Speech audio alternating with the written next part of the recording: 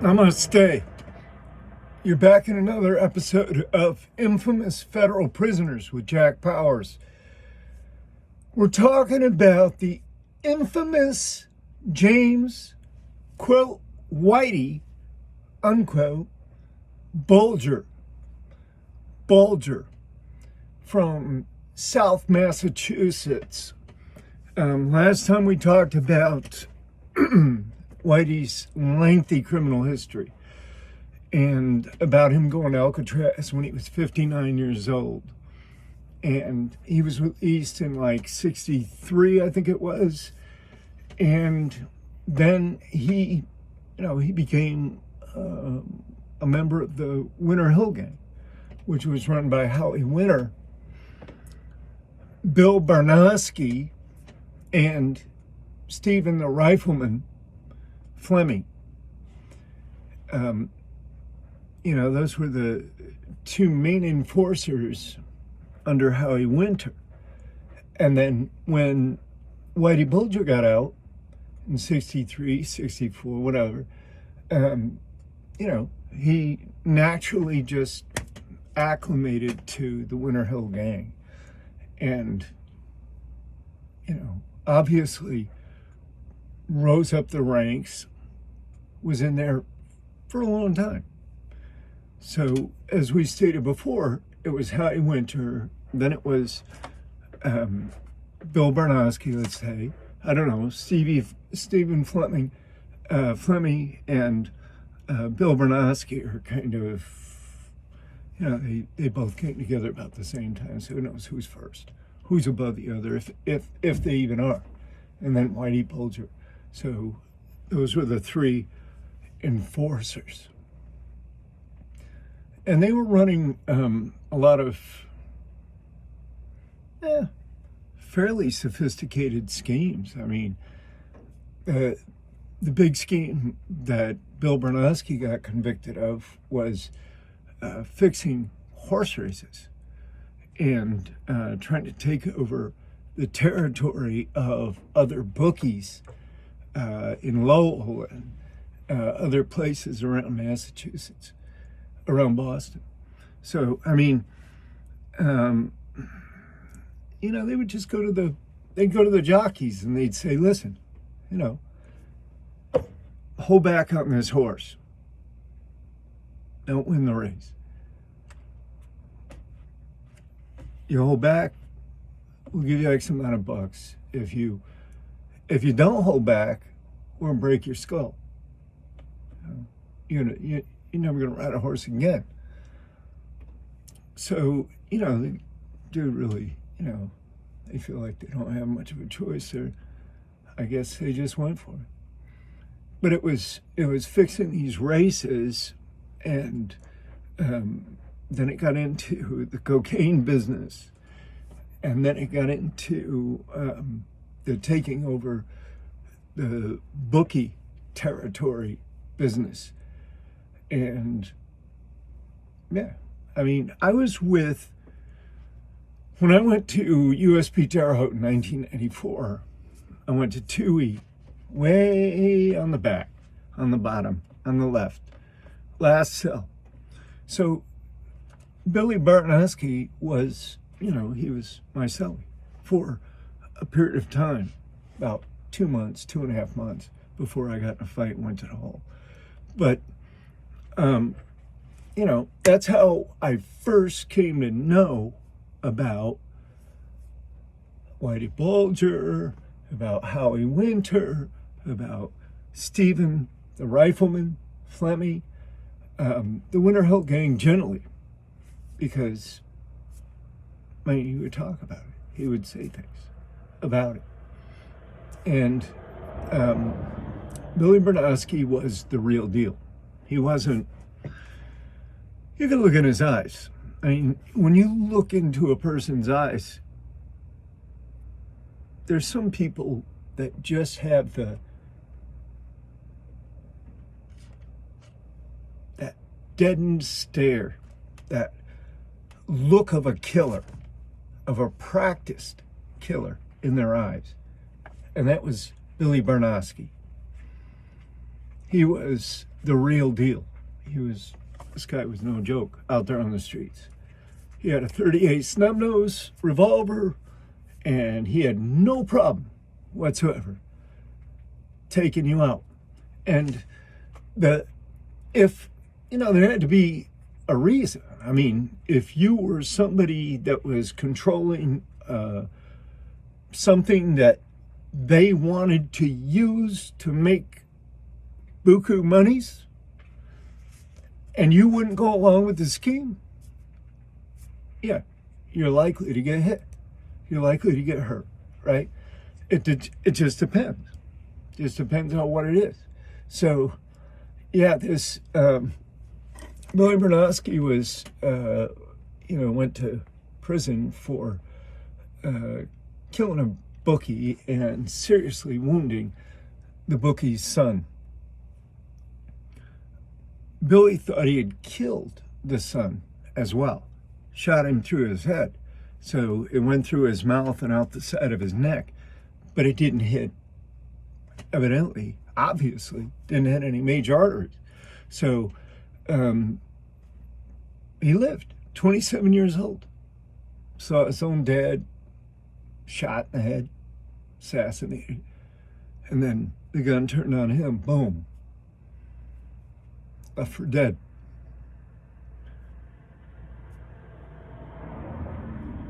Yeah, they were running a bookie operation. I mean, they should have probably been a little more cautious. But see, this is how the Winter Hill Gang came up. It was because they had a lot of power on so many different levels. Whitey Bulger's brother, William Billy Bulger, was the president of a university in Massachusetts and then became the leader of the state senate. Yeah. Think of the influence, the power you would have there. I mean, politically, because there's a lot that operates at that level, trust me. You want to know who the real mob is? I'll tell you who the real mob is. The real mob is the lawyers, the legal system, the lawyers. That's the real mob, because they're slick. And yeah, certain circles, they're a solid brotherhood. And, the law, I mean, everything is law, right? So if you've got a brother that's the president of the state senate in Massachusetts, there's no telling what all you can control or can't control. I mean, the sky's the limit, right? So Whitey had not only his brother being the leader of the state senate, but he had John Connolly, and Connolly's supervisor was in it as well, Morrison.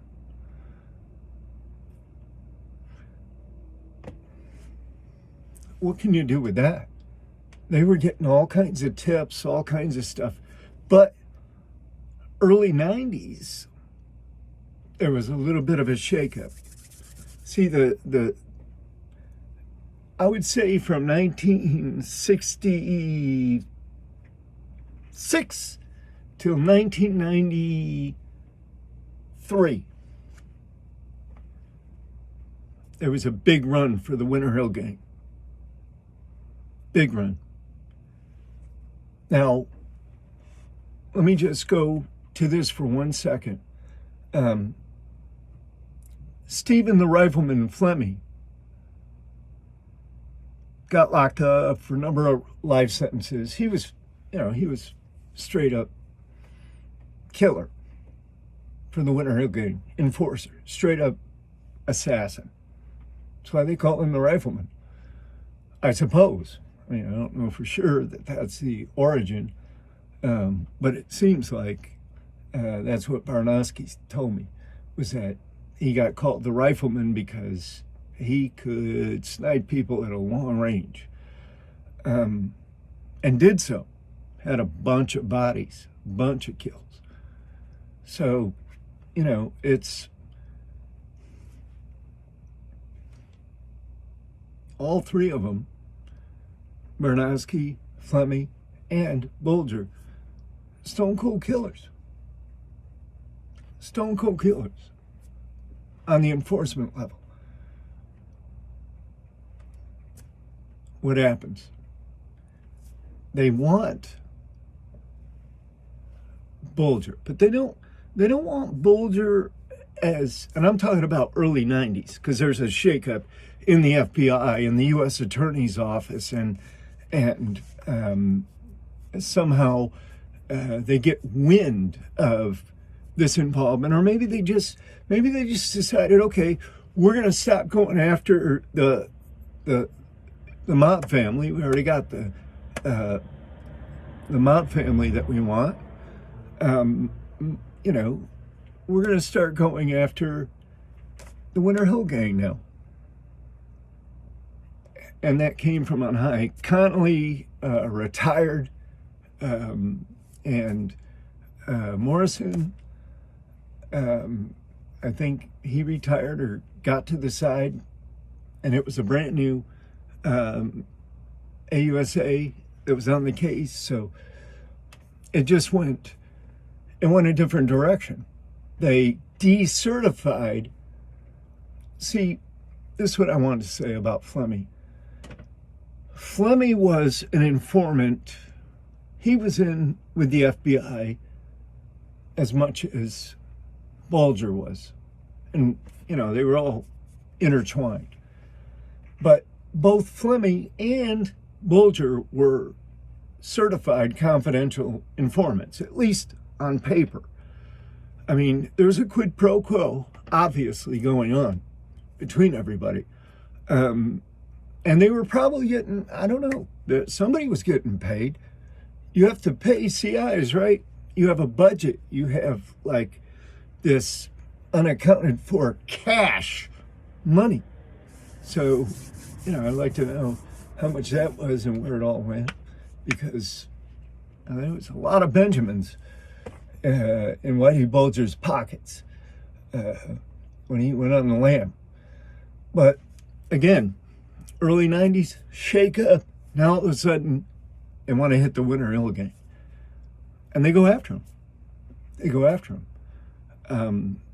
They got Billy Bernowski. They got Stephen Fleming. And Stephen Fleming,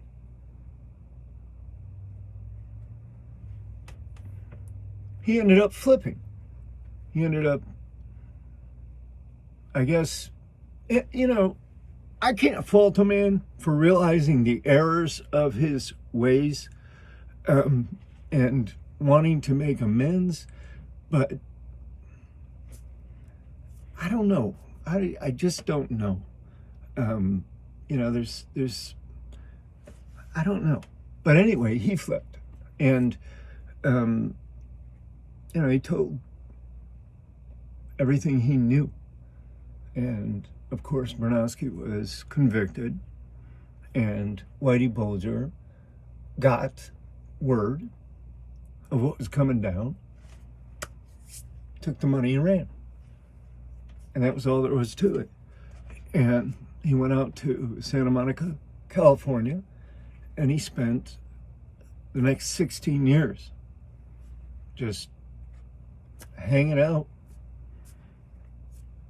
at the pad, just being quiet. He had a bunch of money stuffed into the walls and paid everything cash and just lived kind of low-key with his girlfriend. So, I mean, obviously,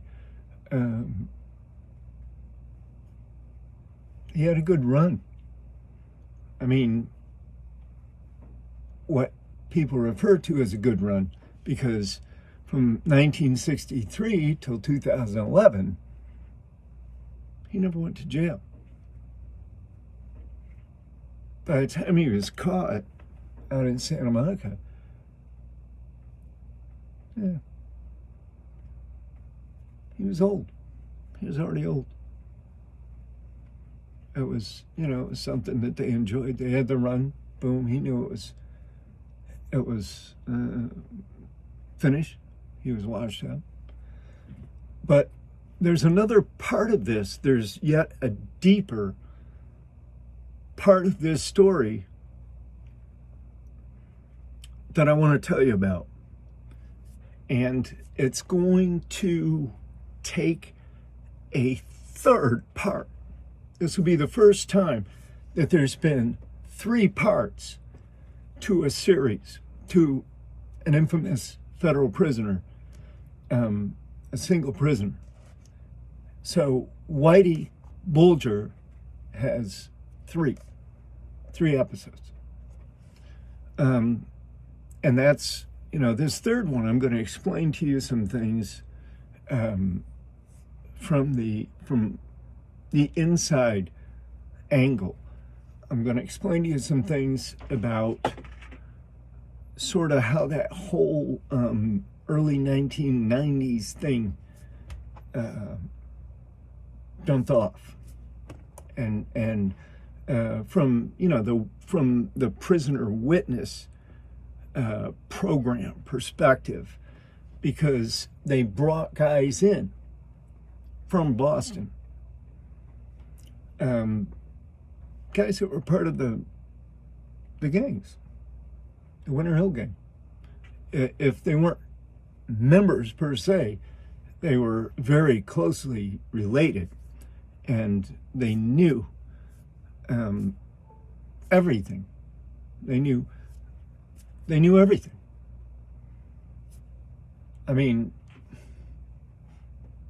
think about the contours of this story. Absolutely phenomenal. I mean,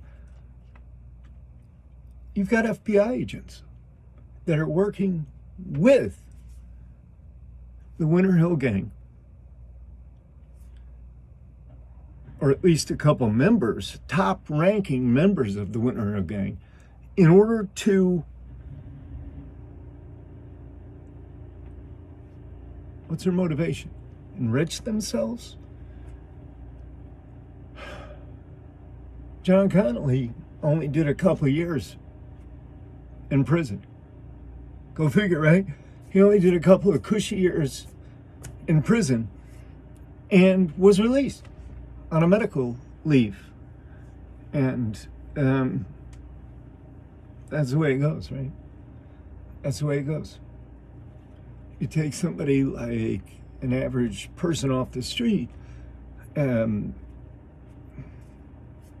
commit the kind of crimes that were committed here, you're done. You're washed up forever and ever. So the very next time that we meet here, my friends, we're going to do part 3, and I'm going to give you all the inside details. So make sure you subscribe, share, and buy my books on Amazon.com. Jack Powers, John J. Powers, American Justice Correcting Its Flaws. Thank you for watching. See you next time.